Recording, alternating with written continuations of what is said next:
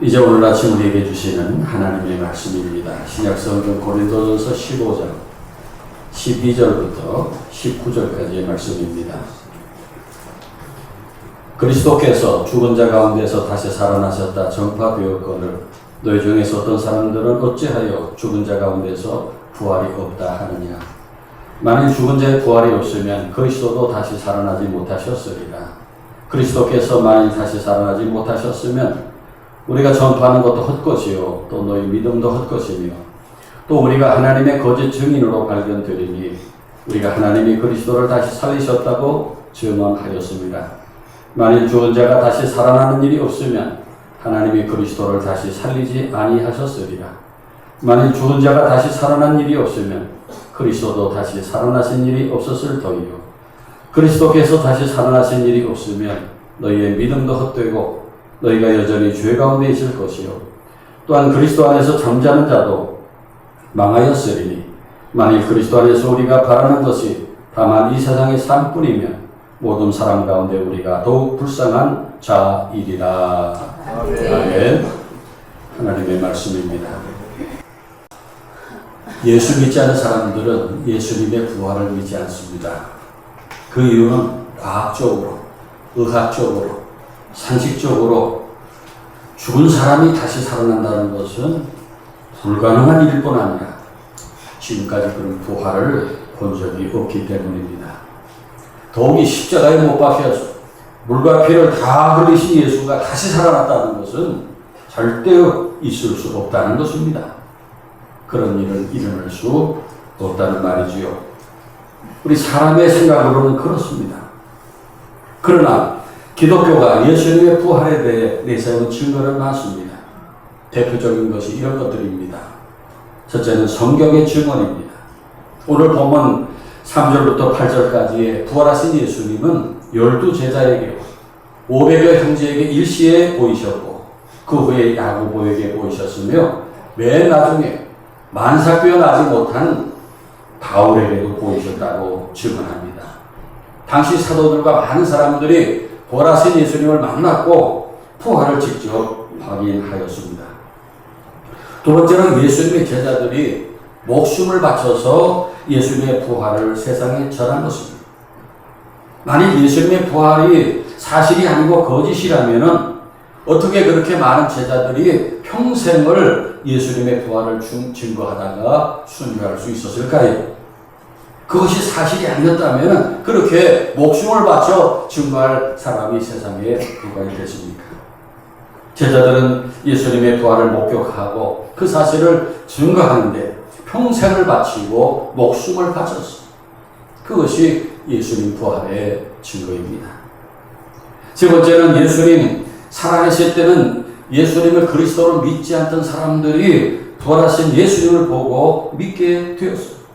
바로 예수님의 혈육, 예수님의 육신의 동생인 야고보가 생전에는 형님이 그리스도라는 사실을 믿지 않다가 예수님이 십자가에서 죽고 부활하신 후에 초대교회의 지도자가 됩니다. 그리고 신약성경 야고보서를 기록합니다. 만일 예수님이 부활하시지 않았다면 야고보가 그런 사람이 되겠습니다. 네 번째로 예수님의 부활로 오랜 세월 동안 지켜오던 유대인들의 전통의 대변화가 일어난 것입니다. 대표적으로 저들은 짐승을 잡아서 드리는 제사를 지내왔지만은 그 예수님의 부활 이후에 유대인들 중에 그리스도인들은 짐승을 바치는 제사를 그만두고 예배를 드린 것입니다. 아멘. 만일 예수님이 부활하시지 않았다면 어떻게 유대인들이 수천 년 동안 생명처럼 지켜왔던 그런 제사 전통을 포기할 수 있었을까요? 다섯 번째로 예수님의 부활을 기점으로 교회가 생겨났고 지구 서구 사회에 변화가 일어난 것입니다. 예수님이 십자가에 죽으신 뒤에 그를 따르던 많은 사람들이 다 흩어진 것이 아니라 다 모여서 교회를 세웠어요. 할렐루야. 그리고 그 교회가 빠르게 유럽으로 전 세계로 확산됩니다. 만일 예수님께서 죽고 부활하시지 않았다면 그렇게 제자들과 그리스도인들이 다 다시 모여서 교회를 세우고 세상을 변화시킬 수 있었을까요?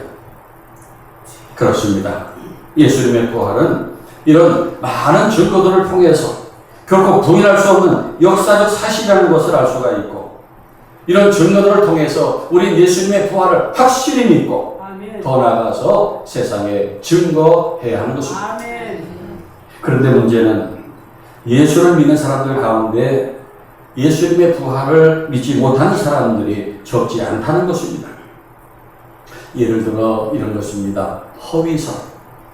예수께서 평소에 부활을 말씀하셨기 때문에 제자들이 무덤을 비워놓고 예수님 부활하셨다고 허위로 말했다는 것입니다. 거짓말을 했다는 것입니다. 또 무덤 오인설이 있어요. 여인들이 새벽에 예수님의 무덤에 갔기 때문에 예수님의 무덤을 잘못 찾고 다른 무덤으로 갔다는 것입니다. 또 기절설이 있어요. 예수께서 죽으신 것이 아니라 기절하셨다가 밤중에 종족을 감췄다는 것입니다. 그 외에도 예수님의 부활은 사실이 아니고 신화를 기록한 것이다 등등 여러 가지 이야기들이 있습니다. 예수를 믿으면서 자신의 그 인간의 이성과 생각을 깨지 못하는 것입니다. 오늘 본문 고린도전서 15장에 보면은 당시 고린도 교회 교인들 가운데도 예수님의 부활을 믿지 않은 사람들이 있었습니다. 본문 12절에 그리스도께서 죽은 자 가운데서 다시 살아나셨다 전파되었거늘 너희 중에서 어떤 사람들은 어찌하여 죽은 자 가운데서 부활이 없다 하느냐 묻고 있습니다. 고린도 교회 안에 예수님의 부활을 부정하는 사람들이 있었습니다. 그들에 대해서 바울은 예수님의 부활이 역사적인 사실일 뿐만 아니라 우리가 그 부활을 믿어야만 하는 이유가 무엇인가를 말씀합니다. 첫째로 우리는 구원받기 위해서 예수님의 부활을 믿어야 합니다. 아멘. 본문 17절 말씀에 그리스도께서 다시 살아나신 일이 없으면 너희 믿음도 헛되고 너희가 여전히 죄 가운데 있을 것이요 그랬어요. 이 고린도 교회 교인들이 예수님의 부활을 부정한다면은 그들의 믿음은 헛것이라는 것입니다. 그런 믿음으로 구원을 받을 수 있냐는 것입니다. 여러분, 기독교의 핵심 신앙은 십자가와 부활입니다. 아멘. 믿습니까? 아멘. 가장 중요한 두 가지 기둥이에요. 바울은 로마서 4장 25절에서 이렇게 증거합니다. 예수는 우리가 범죄한 것 때문에 내줌이 되고 또한 우리를 의롭다 하시기 위하여 살아나셨느니라. 아멘. 믿습니까? 아멘. 예수님은 우리의 죄값을 대신 치르기 위해서 십자가에서 죽으셨고 그 다음에 우리를 의롭게 하시기 위해서 다시 살아나셔서 아멘. 여러분, 만일 예수께서 십자가에서 죽으시고 여전히 무덤 가운데 계신다고 생각해 봅시다. 이것은 예수께서 우리의 죄값을 치르시긴 했지만은 사망을 이기지 못한 채 끝나고 마는 것입니다. 그렇게 되면은 우리도 사망을 이기지 못한 상태로 남아있게 되고 구원은 받지 못하게 되는 것입니다. 로마서 10장 9절에 보면 이렇게 말씀합니다.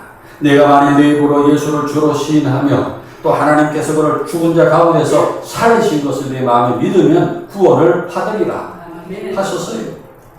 예수 그리스도의 부활이 있기 때문에 그 사실을 믿을 때 우리가 구원을 받는다는 말씀입니다. 아멘.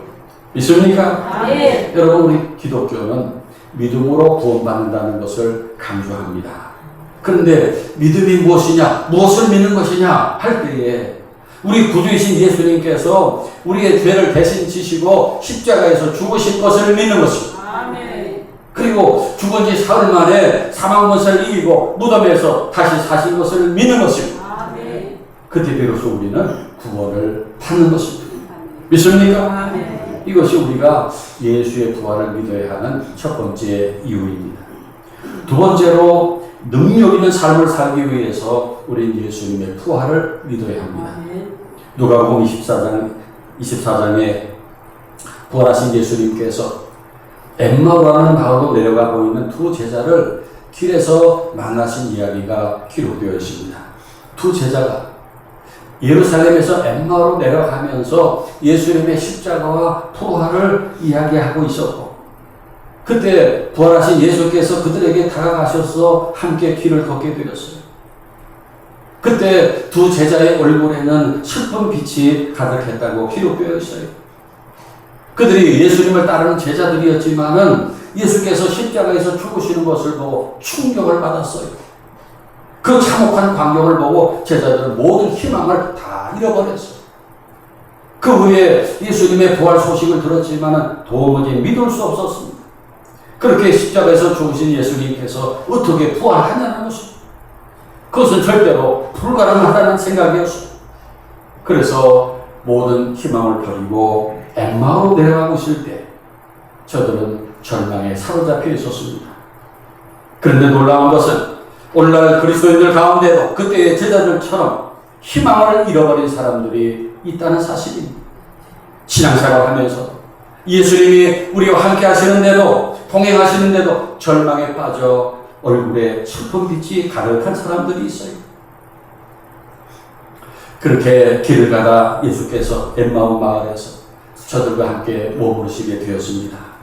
거기에서 식탁의 교제를 나누시면서 예수께서 떡을 떼어주시는 순간에 그들의 눈이 밝아져서 예수님이심을 알아보는 순간 제자들은 이제 드디어 예수께서 부활하셨다는 사실을 믿게 되었습니다.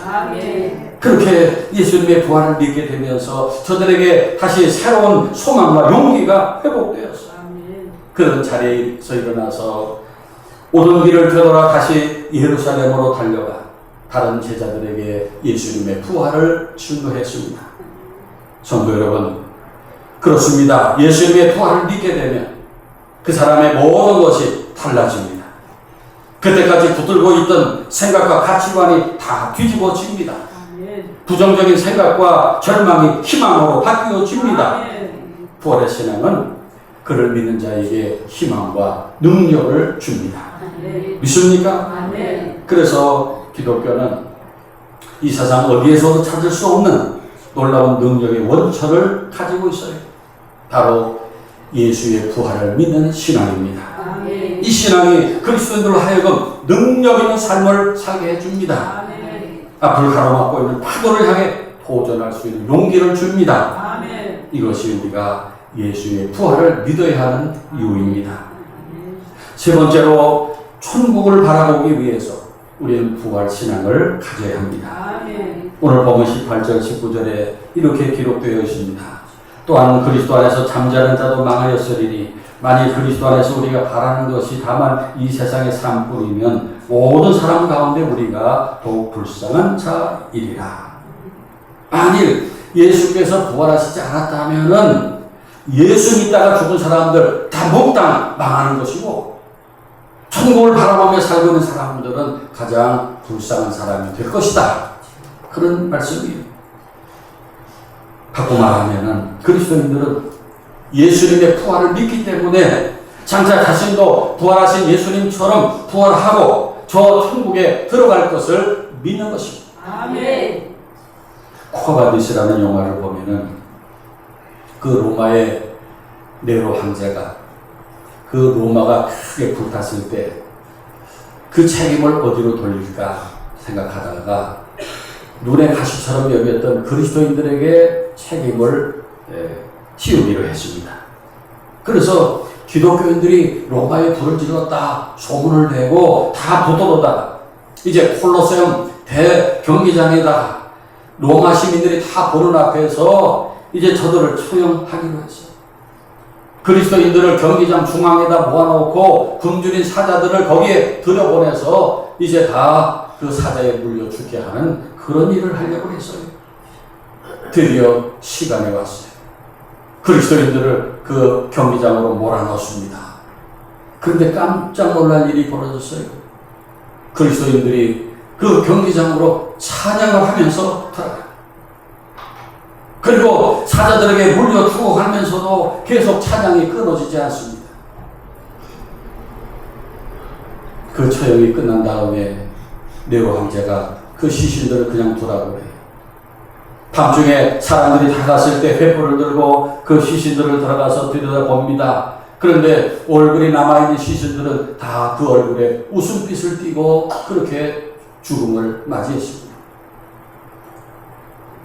그것을 본 네로가 소리를 지릅니다. 어찌 사자의 먹이가 되어 죽어가면서도 웃을 수 있느냐 말합니다. 여러분, 그렇습니다. 예수님의 부활을 믿는 사람들은 죽는 그 순간 결코 두려움에 떨지 않습니다. 아멘. 사고나 병 때문에 죽어가는 사람도 마찬가지. 심지어 박해를 당해 처참한 고통 가운데 죽어가는 사람들도 예수님의 부활을 믿는 사람들은 결코 죽음을 두려워하지 않습니다. 아멘입니까? 아멘. 예수의 부활을 믿는 사람들은 자신도 죽음 이후에 예수님의 부활처럼 부활할 것을 믿습니다. 아멘. 그래서 믿는 자들은 세상에서 죽는 것을 잠시 잠자는 것으로 여깁니다. 잠을 자는 거예요. 여러분, 누가 잠자리에 들면서 두려워 떨며 잠자는 사람이 있어요? 저녁에 침대에 누우면서 죽을까봐 슬퍼하는 사람이 있습니까? 아침에 눈을 뜰 것을 확신하며 평안히 잡니다. 마찬가지로 참 그리스도인은 마치 잠자리에 드는 것처럼 죽음을 맞이합니다. 그리고 그 순간에 천국을 직접 보면서 황홀하게 그 순간을 맞이하는 사람도 있어요. 이것이 우리가 예수의 부활을 믿어야 하는 또 하나의 이유입니다. 사랑하는 여러분, 선포합니다. 우리 구주 예수께서 무덤에서 부활하셨습니다. 그리고 깊은 절망의 수렁에서 주님께 닿을 수 없던 우리들, 어둠 밤중에 하늘을 향해 주의 이름 부를 때 나의 절망을 거두셨습니다. 그리고 이제 우리를 위협하던 사망은 무너졌어. 이제 사망은 더 이상 우리를 주장할 수 없게 되었습니다. 우리는 죄와 사망에서 자유하게 되었어. 죄의 저주에서 끊어지게 되었어. 주 예수 승리하셨습니다. 사랑하는 여러분, 그 부활의 믿음을 굳게 가지시기 바랍니다. 그 부활의 믿음으로 우리는 구원을 받았어요. 세상을 이길 능력을 얻었습니다. 귀신과 질병을 이길 권세를 얻었어요. 천국 소망을 갖게 되었습니다. 믿습니까? 오늘 부활절 아침에 여러분 모두에게 우리 예수님의 부활의 은총이 두루 함께하길 축원합니다. 부활의 능력, 부활의 승리가 여러분의 질병을 치유하고 가정으로 하는 모든 일들을 회복시키고 모든 불경기와 실패와 역경이 변하여 호경기가 되고 모든 일들이 흥하게 되기를 바랍니다. 그리고 부활의 능력으로 그리스도 몸인 한일교회가 힘을 얻고 부흥하는 역사가 일어나기를 바랍니다. 더 나아가서 예수님의 부활을 세상에 힘써 전하는 우리 한일교회가 되기를 축원합니다. 사랑과 은혜가 원하신 하나님 아버지, 죄와 절망 가운데 있던 저희들에게 예수님의 십자가 대속과 부활로 새로운 생명과 희망과 능력을 부어주신 것을 감사드립니다. 이제 사망은 무너졌습니다. 더 이상 무덤이 우리를 주장할 수 없게 되었습니다.